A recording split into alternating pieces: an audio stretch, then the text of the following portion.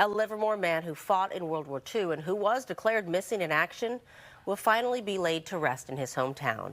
The remains of Lieutenant Thomas Kelly were brought home today, more than 80 years after his plane was shot down over the Pacific. KTVU's John Krinjak has more right here in studio on how this unlikely and emotional homecoming actually became a reality. John?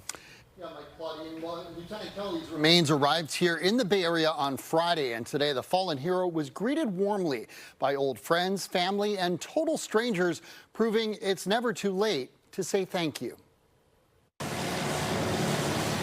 A hero's homecoming through the streets of Livermore on the day before Memorial Day. This procession carrying the remains of World War II Army Lieutenant Thomas Kelly Jr., a native son who this city never forgot. I think it's important for us to be here to say thank you.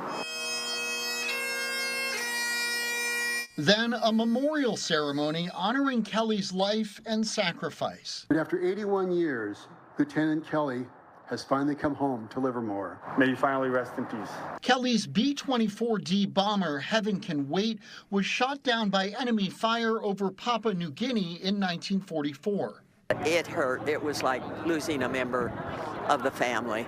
Kelly and his crew were declared missing in action and remained missing for nearly 70 years until Kelly's cousin Scott Althouse started doing some research on Memorial Day 2013. We knew he was shot down somewhere over Papua New Guinea.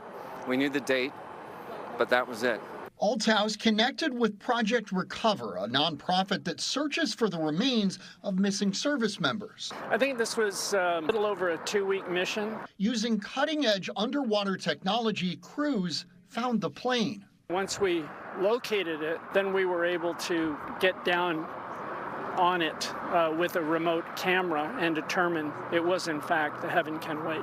In 2023, the military excavated the crash site and Kelly's remains were identified, along with 3 of his 11 crew members. The outpouring of grief that had been passed along through generations came out that day. Then plans came together for a homecoming. With the help of the nonprofit Honoring Our Fallen, Kelly's remains arrived at San Jose Airport on Friday.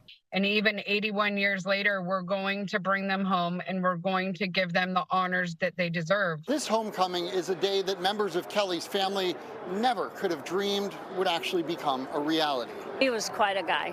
Bringing him home means everything. He's back home and he'll be with his mom and dad. It's an impossible story. It should not have happened, and it did. And we're just so grateful.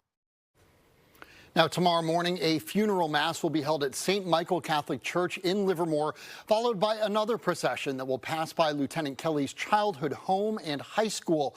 Then, after 81 years, Lieutenant Kelly will be properly laid to rest on Memorial Day. Back to you.